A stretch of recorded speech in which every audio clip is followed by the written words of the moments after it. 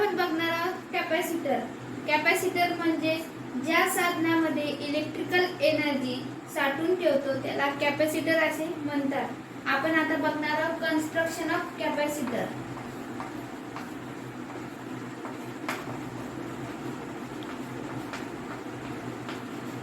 Construction बघणार आहोत.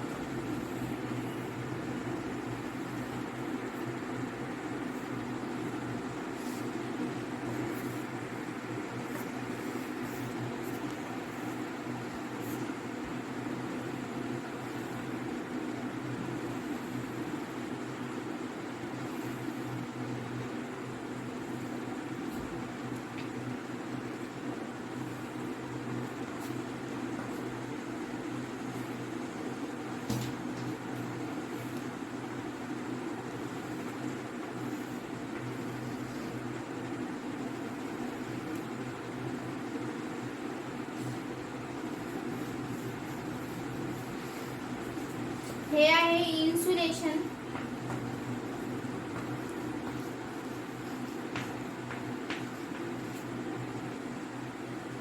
हा एक कंडक्टर.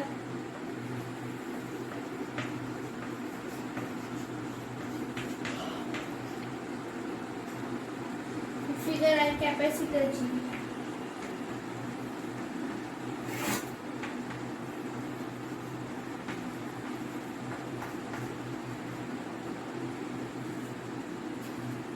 ही आहे कनेक्टिंग लीड.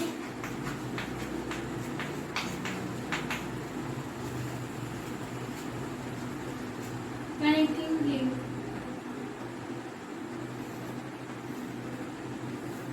या साधनाच्या रचनेत धातूच्या दोन प्लेट्स इन्सुलेटिंग पदार्थाच्या साहाय्याने एकमेकांपासून इन्सुलेट करून आकृतीमध्ये दाखवलेले आहे. ह्या दोन आहेत कनेक्टिंग लीड आणि ही आहे धातूची प्लेट. ही धातूची प्लेट कनेक्टिंग लीडला जोडलेली आहे, फिगर मध्ये दाखवलेलं आहे. याचं कार्य आपण पाहणार आहोत. कार्य कॅपॅसिटर काय कार्य करतो नेमकं. कॅपॅसिटरला इलेक्ट्रिकल सप्लाय दिला असता त्यामध्ये दोन प्लेट दरम्यान ही आणि ही प्लेट या दोन प्लेट दरम्यान इलेक्ट्रोस्टॅटिकच्या स्वरूपात इलेक्ट्रिकल एनर्जी साठवली जाते. कॅपॅसिटर मध्ये आपण नेहमी इलेक्ट्रिकल एनर्जी साठवू शकतो. तसेच धातूच्या दोन प्लेट्स ही आणि ही प्लेट असलेल्या डायइलेक्ट्रिक मटेरियल डिस्टन्शन गुणधर्मामुळे कॅपॅसिटर मध्ये इलेक्ट्रिकल एनर्जी निर्माण होते किंवा साठवली जाते. कॅपॅसिटर डिस्चार्ज करेपर्यंत ती टिकून राहते. जोपर्यंत कॅपॅसिटर डिस्चार्ज होत नाही तोपर्यंत इलेक्ट्रिकल एनर्जी ही तिथे साठवून राहते. इलेक्ट्रिकल एनर्जीचे एकक कुलम आहे. कुलम हा क्यू अक्षराने दर्शवतो आपण नेहमी असून त्याची सांकेतिक खूण C आहे. त्याची सांकेतिक खूण काय C आहे. त्यानंतर आपण बघणार आहोत कॅपॅसिटर मधील इलेक्ट्रिकल एनर्जी. कॅपॅसिटरच्या दोन प्लेट्सवर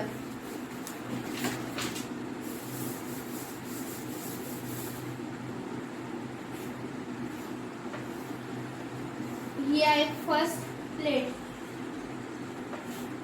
ही आहे सेकंड प्लेट्स. अशा प्रकारच्या दोन प्लेट्स असतात कॅपॅसिटरच्या.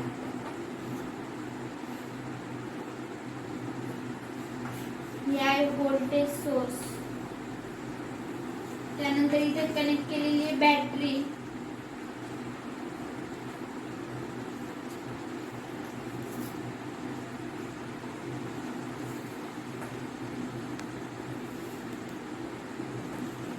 ए प्लेट आणि बी प्लेट अशा दोन प्रकारच्या प्लेट आहेत. एकीवर पॉझिटिव्ह चार्ज आहे आणि एकीवर निगेटिव्ह चार्ज आहे. ही आहे बॅटरी.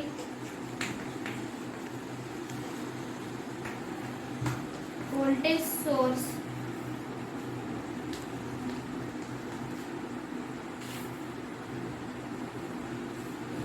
कॅपॅसिटरच्या दोन प्लेट्सवर आकृतीमध्ये दाखवल्याप्रमाणे सारखे इलेक्ट्रॉन्स मुक्त होतात. सारखे इलेक्ट्रॉन्स मुक्त होतात.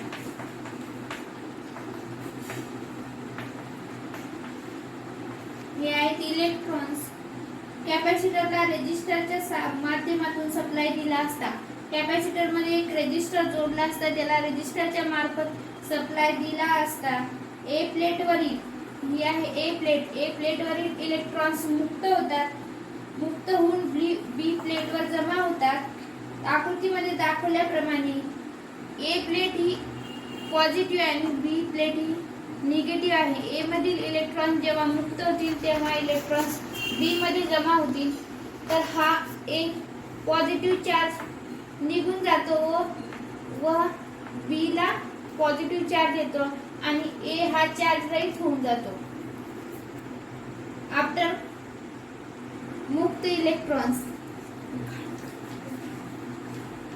इलेक्ट्रिकल करंट कॅपॅसिटर मध्ये प्रवेश करतो इलेक्ट्रिकल करंट जेव्हा कॅपॅसिटर मध्ये प्रवेश करतो तेव्हा कॅपॅसिटर मधून इलेक्ट्रॉन्स बाहेर पडतो प्लेट्स इन्सुलेटिंग पदार्थाच्या सहाय्याने एकमेकावर इन्सुलेटेड होतात असल्याने कॅपॅसिटर मधून इलेक्ट्रिकल करंट वाहत नाही जेव्हा इलेक्ट्रॉन्स कॅपॅसिटर मधून मुक्त होतात तेव्हा इलेक्ट्रिकल करंट कॅपॅसिटर मध्ये राहत नाही कॅपॅसिटरला बॅटरीच्या सहाय्याने सप्लाय दिला असता बॅटरीच्या विरुद्ध पोलॅरिटी बॅटरी प्लस आणि मायनस अशा दोन पोलॅरिटी घेते त्यानंतर बॅटरीच्या सहाय्याने कॅपॅसिटरला सप्लाय दिला असता कॅपॅसिटरवरील पोलॅरिटी चेंज होते व बॅटरीवरीलही पोलॅरिटी चेंज होते कॅपॅसिटर धारण केलेले व्होल्टेज हे आहे व्होल्टेज बॅटरी व्होल्टेजच्या विरुद्ध दिशेत असते हे नेहमी बॅटरी व्होल्टेजच्या विरुद्ध दिशेत असते हे आपल्याला माहिती आहे त्यामुळे सर्किटचा परिणाम व्होल्टेज व कॅपॅसिटर व्होल्टेज यांचा फरक वाढवतो कॅपॅसिटर व्होल्टेज वाढते तसेच सर्किटचे परिणामी व्होल्टेज कमी होते कॅपॅसिटरचे व्होल्टेज बॅटरीच्या व्होल्टेज एवढे झाल्यावर परिणामी व्होल्टेज 0 होतो कॅपॅसिटरचे व्होल्टेज जेव्हा बॅटरीच्या व्होल्टेज एवढे होते तेव्हा जो रिझल्ट मिळतो तो मिळतो 0 म्हणून सर्किट मधून वाहणारा करंट 0 येतो म्हणून जेव्हा कॅपॅसिटर व्होल्टेज आणि बॅटरी कनेक्टेड असते तेव्हा सर्किट मधून वाहणारा करंट हा नेहमी 0 असतो या स्थितीत कॅपॅसिटर पूर्ण चार्ज झालेला असतो जेव्हा बॅटरी आणि व्होल्टेज जोडलेले असते तेव्हा कॅपॅसिटर हा पूर्ण चार्ज झालेला असतो आणि सर्किट मधून करंट वाहणे बंद होते या कंप्लीट सर्किट मधून करंट वाहणे बंद होतो जेव्हा कॅपॅसिटर फुल्ली चार्ज होतो कॅपॅसिटर हा आपण फॅन मध्ये यूज करू शकतो त्यानंतर आपण बघणार आहोत कॅपॅसिटन्स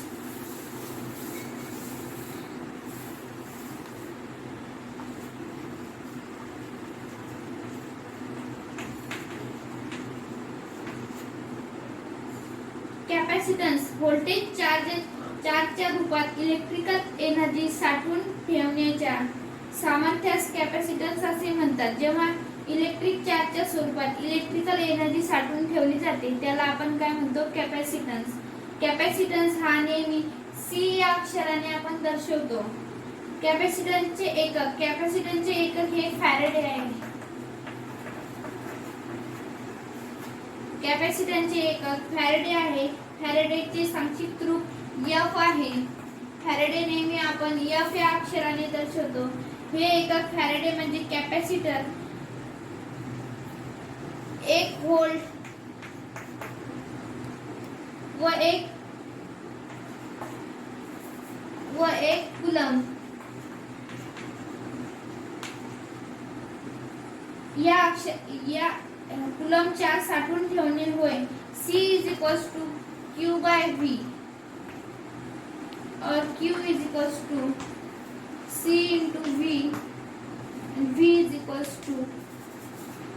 Q/C म्हणजे आपण जेव्हा कूलम काढतो तेव्हा Q/V Q मीन्स चार्ज आणि V मीन्स व्होल्टेज हे आपल्याला माहितीच आहे यानुसार आपण कूलम काढू शकतो व्होल्टेज काढू शकतो परत आणखी चार्ज काढू शकतो हे फॉर्म्युले आपण यूज करू शकतो उदाहरण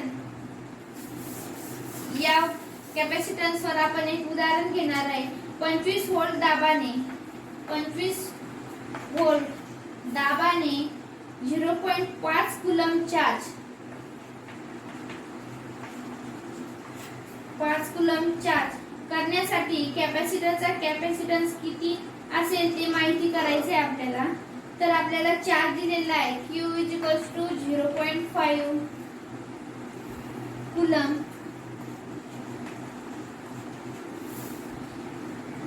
व्होल्टेज दिलेले आहे V = 25 volt. Capacitance find out करायचा आहे.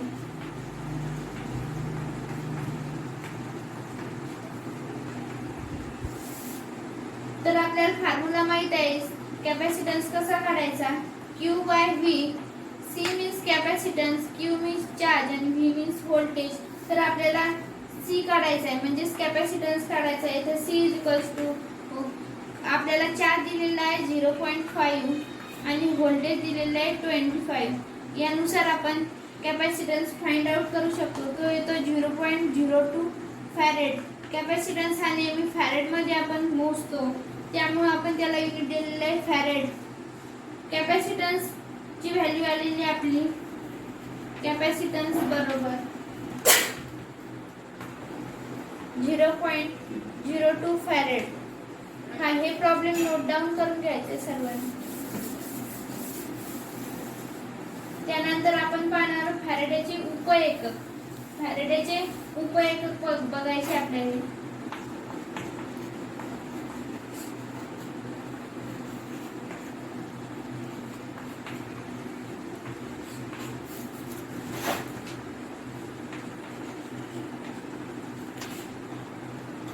इलेक्ट्रॉनिक फील्ड मध्ये जास्त करून वापरण्यात येणाऱ्या कॅपॅसिटरची किंमत नेहमी आपण मायक्रोफॅरेड म्हणजेच म्यू एफ.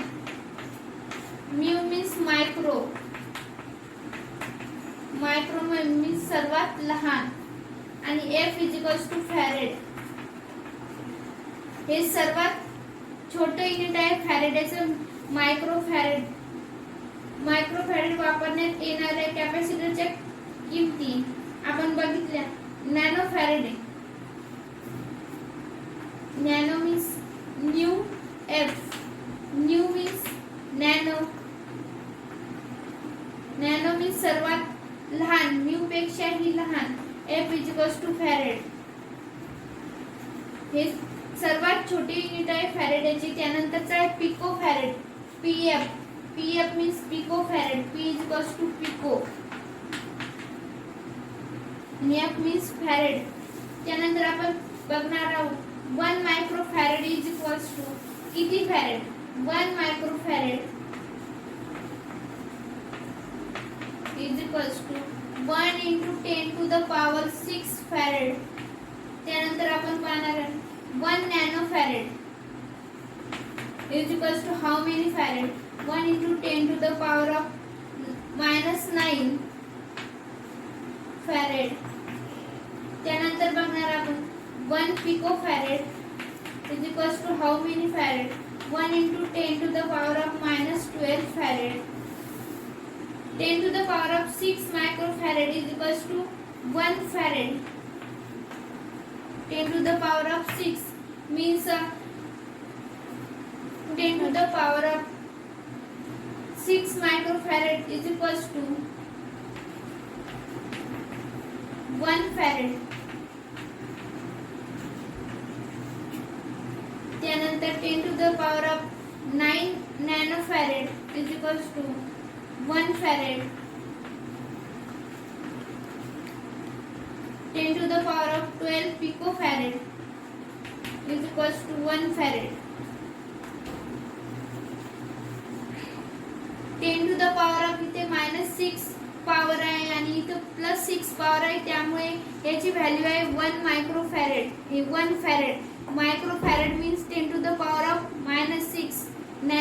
1 नॅनोफॅरेड मीन्स 10⁻⁹ तर आपण इथे काढलेलं आहे 10⁻6 मायक्रोफॅरेड = किती. 10⁻9 नॅनोफॅरेड = किती आणि 10⁻12 पिकोफॅरेड = किती ते आपण बघितलं आता. त्यानंतर आपण पाहणारे कॅपॅसिटन्सवर परिणाम करणारे घटक. कोणकोणते घटक कॅपॅसिटन्सवर परिणाम करतात ते बघायचे आपल्याला.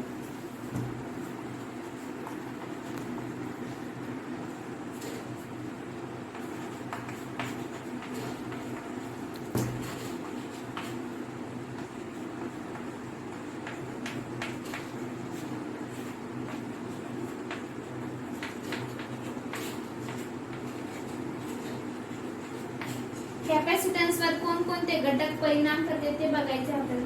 कॅपॅसिटन्सवर 4 घटक अवलंबून असतात. प्लेटचे क्षेत्रफळ नंबर 1, प्लेटचे क्षेत्रफळ.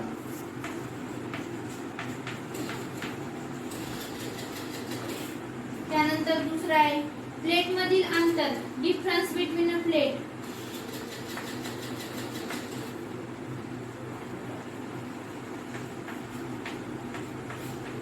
प्लेट मधील अंतर. त्यानंतरचा तिसरा आहे डायइलेक्ट्रिक मटेरियल. प्लेटचं मटेरियल कसं आहे त्यावरही कॅपॅसिटन्स परिणाम करू शकतो.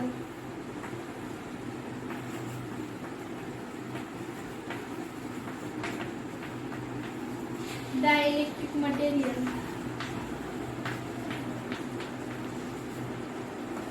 त्यानंतरचा चौथा घटक आहे टेम्परेचर. टेम्परेचर मीन्स तापमान. या 4 घटकांवर कॅपॅसिटन्स अवलंबून असतो पूर्णपणे. त्याची फिगर आपल्याला बघायची आहे.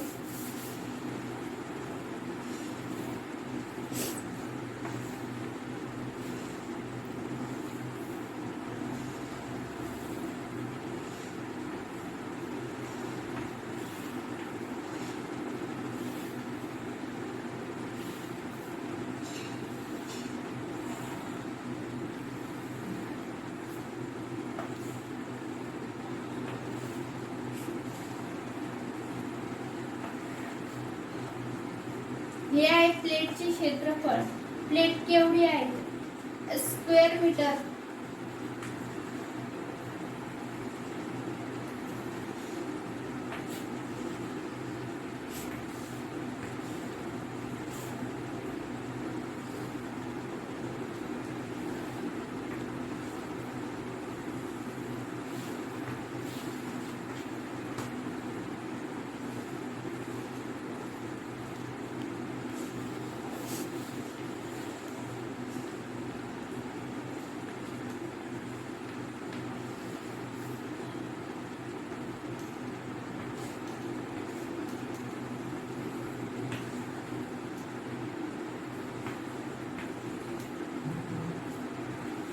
Square metre area. 1 square metre area ही प्लेट इन्क्रीज करते 2 स्क्वेअर मीटर एरिया मध्ये. Capacitance increase area between 2 plates. हे या आकृतीत दाखवलेले आहे. त्यानंतर आपल्याला पाहिजे आहे प्लेट एरिया व त्याचा डायमीटर.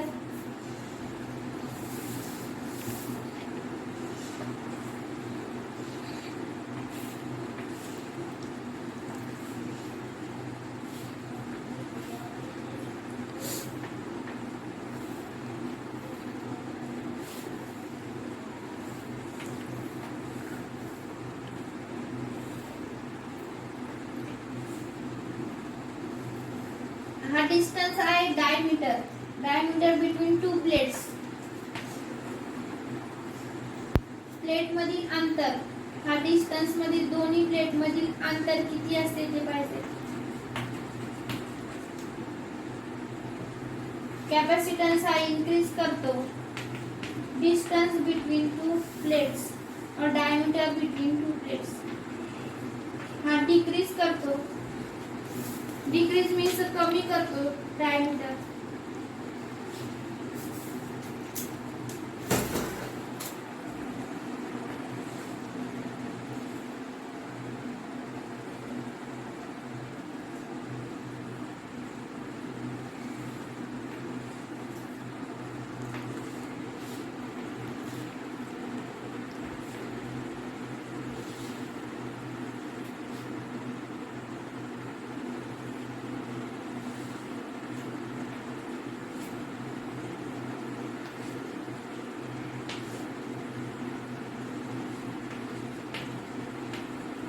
याने डायमीटर डिक्रीज केलेला आहे. या फिगर मध्ये दाखवलेला आहे. कॅपॅसिटन्स हा प्लेटचे क्षेत्रफळ, प्लेट मधील अंतर आणि डायइलेक्ट्रिक मटेरियल आणि तापमान या घटकांवर पूर्णपणे अवलंबून असतो असं यावरून सिद्ध होते. हे आपण दाखवलेले आहे आकृतीमध्ये. त्यानंतरचा पॉइंट आहे प्लेटचे क्षेत्रफळ. कॅपॅसिटरचा कॅपॅसिटन्स हा प्लेटच्या क्षेत्रफळाच्या तसेच डायइलेक्ट्रिकच्या क्षेत्रफळाच्या समप्रमाणात असतो. बाकीचे सर्व घटक कायम ठेवून प्लेटचे क्षेत्रफळ नेहमी दुप्पट केले तर कॅपॅसिटरचा कॅपॅसिटन्स वाढून ऊर्जा साठवण्याचे सामर्थ्यही वाढते. हे आपण या फिगरमध्ये बघितलेलं आहे. त्यानंतरचा पॉइंट आहे आपला इलेक्ट्रिकल कॉन्स्टंट. डायइलेक्ट्रिक पदार्थाचा कॅपॅसिटन्सवर होणारा परिणाम हा डायइलेक्ट्रिक पदार्थाऐवजी कोरड्या हवेचा वापर केला असता होणाऱ्या परिणामाचे किती पट हे आहे हे दर्शवणाऱ्या गुणधर्मास पदार्थाचा डायइलेक्ट्रिक कॉन्स्टंट असे म्हणतात. कॉन्स्टंट नेहमी आपण के न दर्शवतो, या अक्षराने दाखवतो. आपल्याला आता बघायचे डायइलेक्ट्रिक कॉन्स्टंट कोणकोणती आहे आणि त्याची व्हॅल्यू किती किती आहे. कोरडी हवा,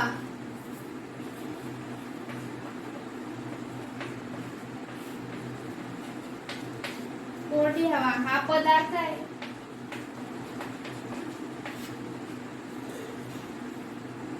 आणि त्याचा डायइलेक्ट्रिक कॉन्स्टंट किती आहे ते पाहिजे.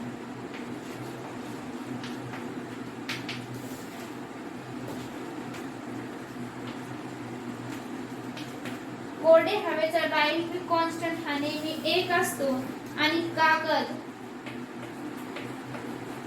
याचा डायइलेक्ट्रिक कॉन्स्टंट नेहमी 3 असतो.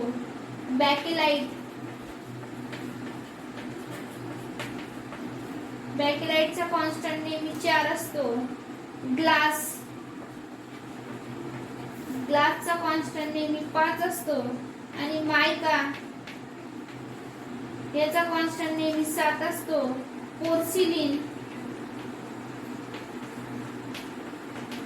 पोर्सिलिनचा कॉन्स्टंट नेहमी 8 असतो. हे आपण लक्षात घ्यावे. कोरडी हवा याचा कॉन्स्टंट 1, कागद याचा 3, बॅकेलाइटचा 4 आणि ग्लासचा 5, मायकाचा 7 आणि पोर्सिलिनचा 8. हे डायइलेक्ट्रिक कॉन्स्टंट आहेत सर्व. कोरडी हवा, कागद, बॅकेलाइट, ग्लास, मायका, पोर्सिलिन हे सर्व डायइलेक्ट्रिक कॉन्स्टंट आहे. याची व्हॅल्यू नेहमी कॉन्स्टंट असते. ही व्हॅल्यू कधी चेंज नाही होत. त्यानंतर टॉपिक पाहायचा आपल्याला कॅपॅसिटरचे प्रकार. किती प्रकारचे कॅपॅसिटर असतात ते पाहायचे. Types of capacitor.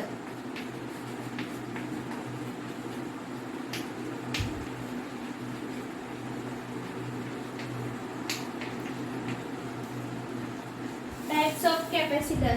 2 प्रकारचे कॅपॅसिटर असतात. कॅपॅसिटरचे नेहमी 2 प्रकार पडतात. नंबर 1 फिक्स किमतीचे कॅपॅसिटर.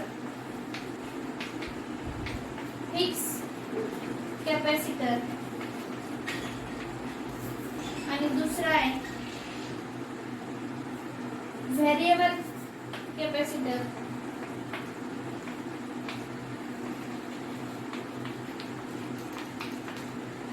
त्यालाच आपण म्हणतो बदलत्या किमतीचे कॅपॅसिटर आणि फिक्स कॅपॅसिटर.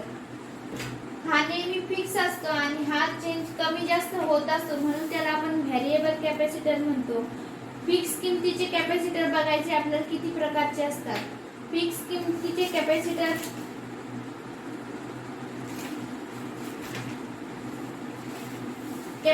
मध्ये पहिला कॅपॅसिटर येतो फिक्स किमतीचा कॅपॅसिटर.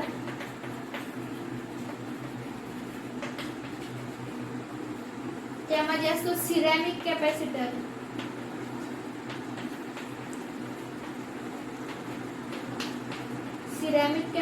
आणि दुसरा असतो मायका कॅपॅसिटर.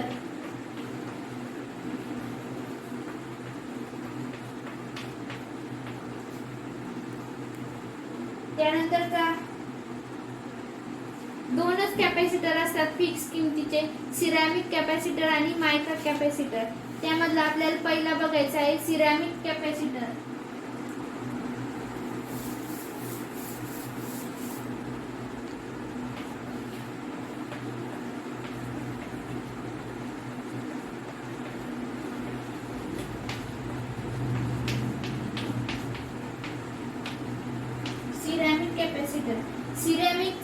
डायलेक्ट्रिक कॉन्स्टंट अधिक असतो म्हणजे जास्त असतो, त्यामुळे लहान आकारात अधिक कॅपॅसिटन्स क्षमता मिळते.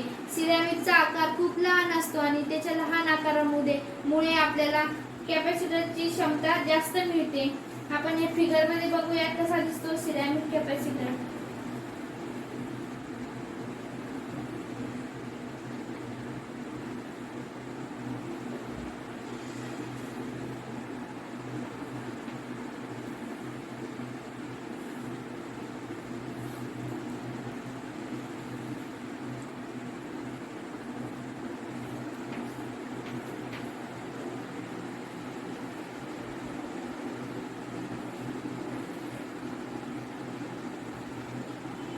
हा एक सिरॅमिक कॅपॅसिटरचा डायरेक्ट व्ह्यू.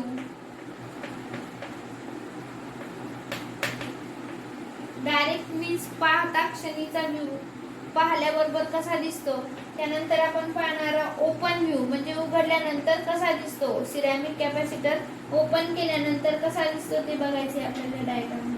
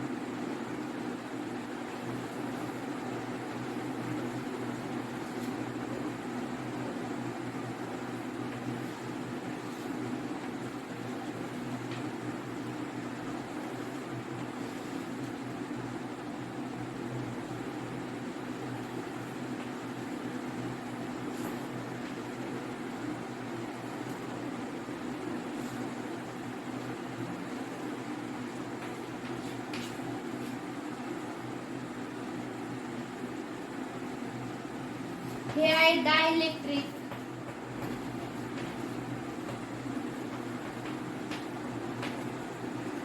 ही आहे प्लेट.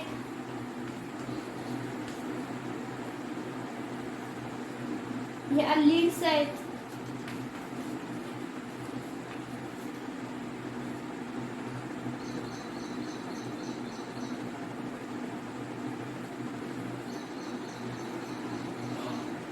सिरॅमिक कॅपॅसिटर मध्ये नेहमी 2 लीड्स असतात आणि एक डायलेक्ट्रिक असतो ह्या आणि एक प्लेट असते.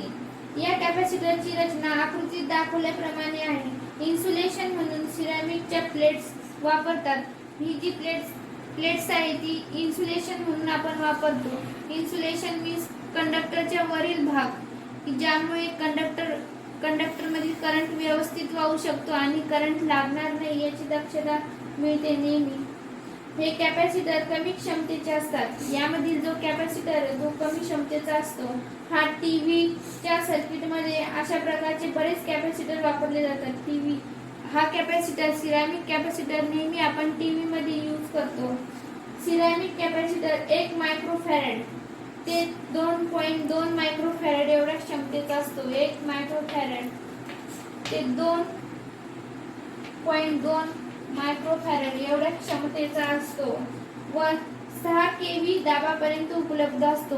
6 केव्ही मीन्स किलो व्होल्ट दाबापर्यंत उपलब्ध असतात. हे कॅपॅसिटरचे टेम्परेचर कोएफिशियंट ppm पर डिग्री सेल्सिअस मध्ये असते. त्यानंतरचा बघायचा आपल्याला मायका कॅपॅसिटर.